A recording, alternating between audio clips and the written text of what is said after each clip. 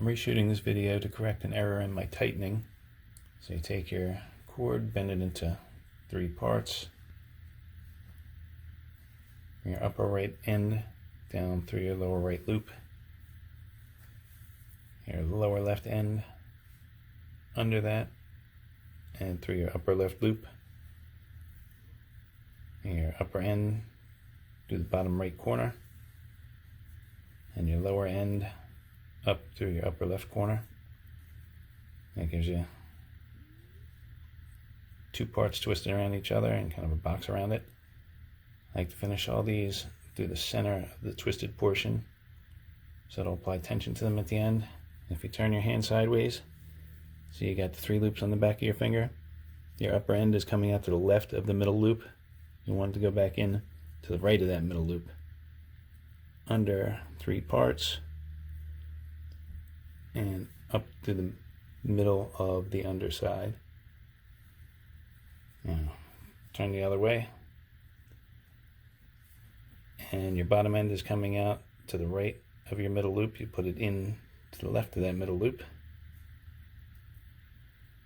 and up to the center of the underside, so it's in direct contact with the end you brought down from the top. Now in tightening this, I've had issues. If you slide it off your finger and pull these 2 ends, this loop here will get pulled into the center of the knot. This one will come up and it's not good. So you want to take it off your finger, pinch it at the bottom, grab the middle loop at the top, and it's going to have a little twist imparted. And start this way. It's going to bend to the right. See, that brings you your 5 points out.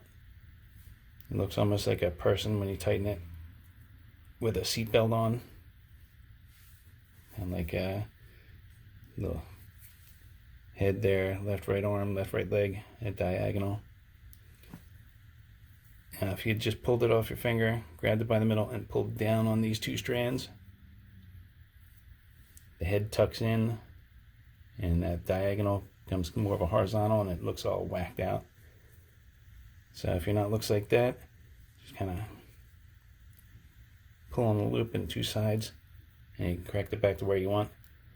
Once you have the 5 points showing, and give it a good tightening. When you cut the bottom and burn it, it should come out like that. Let me focus that. It's nice for pulling on zippers and things like that.